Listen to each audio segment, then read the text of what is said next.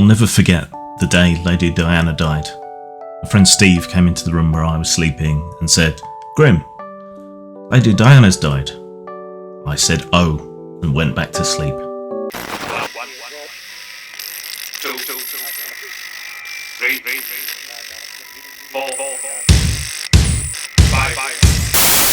I don't know if maybe you missed it, but the Queen has died, the first recorded victim of the new one Liz rule.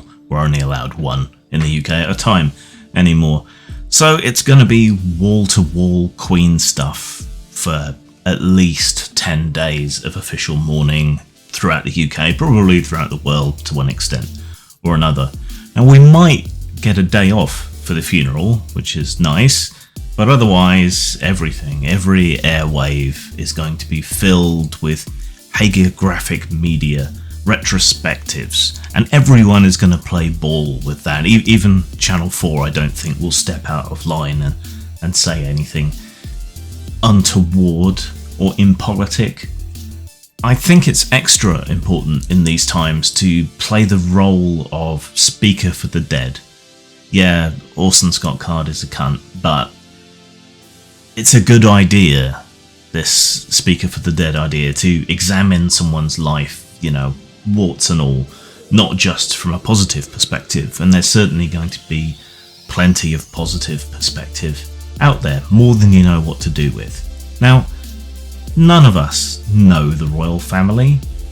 While everyone can empathise and feel sorry for the loss of a parent, grandparent, wife, spawn mistress of a clutch of hive lizards, whatever, it's only really a tragedy when it happens to people that you actually care about, or your family, and you don't know the royal family, and they don't know you, and they sure as shit never gave a fuck about you and wouldn't piss on you if you were a sex-trafficked teenager.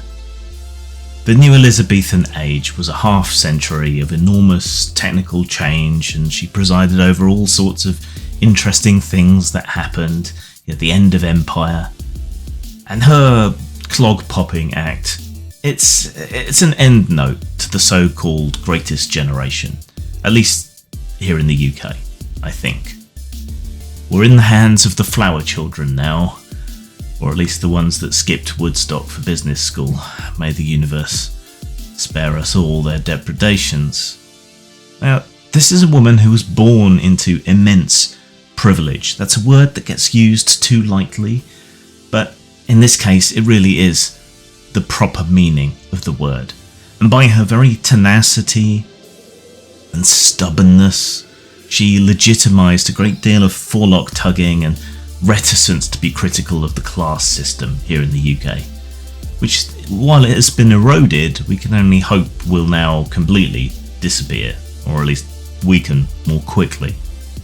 And lest we forget, the monarchy is an unaccountable institution with hypothetical but potentially real political power and influence, which Liz steadfastly refused to use. She refused to interfere and, as a result, presided over atrocities and the wholesale dismantling of what was British life, society and its institutions with nary a peep. And don't get your hopes up for Charles either. People were worried that he might be an interferer. He's been known to speak up about things in the past, but it seems like from all the signals coming from the palace that he'll just be following the same mould. It's kind of hard to know whether you want him to interfere or not, since he has some very odd beliefs, primarily around New Age medicine and things. So, yeah, here's a privileged woman. A very, very privileged woman, in the proper meaning of the term, who married her cousin, who was a prolific racist and bigot, but who got cover from being in the monarchy. She raised at least one diddler and covered for the sweaty nonce with millions of pounds and considerable soft power and influence. Her monomaniacal devotion to duty and tradition contributed to the psychological torment of Princess Diana, who I also don't care about, but still, and the rift between her court and Prince Harry. This is also down to her stickling for tradition. Mind you, Harry was almost certainly a bastard. Anyway, in the original proper meaning of the term. Seems to be a bit of a theme.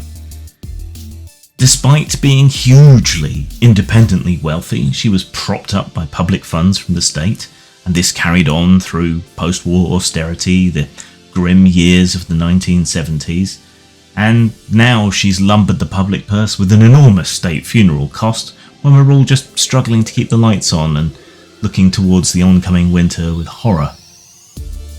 With Liz gone, the monarchy faces a crisis of legitimacy to go along with all our other crises, and honestly I welcome that. If Charles had any sense, he'd abdicate and pass things along to William, who might manage to salvage something out of a modern monarchy, but Charles just isn't that thoughtful, I don't think. I don't think he's been waiting all that time just to pass it by. Good thing too, maybe him doing that will finally become a republic.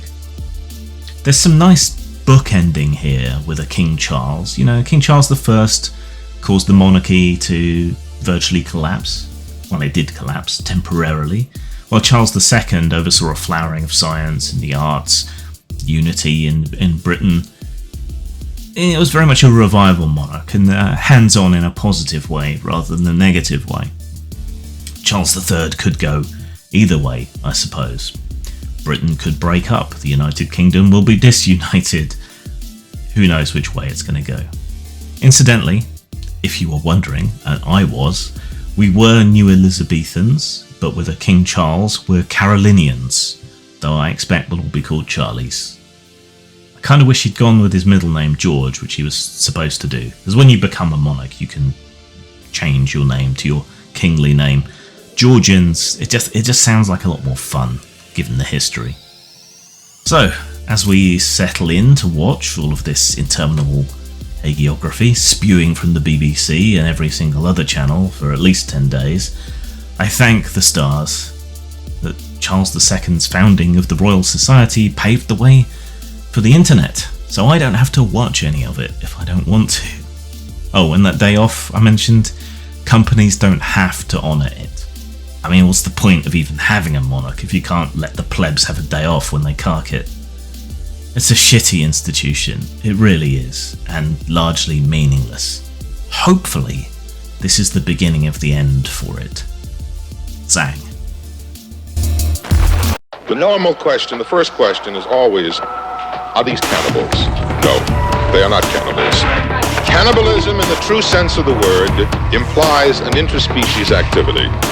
These creatures cannot be considered human. They prey on humans. They do not prey on each other. That's the difference. They attack and they feed only on warm human flesh. Intelligence? Seemingly little or no reasoning power, but basic skills remain are more remembered behaviors from normal life. There are reports of these creatures using tools, but even these actions are the most primitive. The use of external articles as bludgeons and so forth. I might point out to you that even animals will adopt the basic use of tools in this matter. These creatures are nothing but pure, motorized instinct. We must not be lulled by the concept that these are our family members or our friends. They are not. They will not respond to such emotions. They must be destroyed on sight.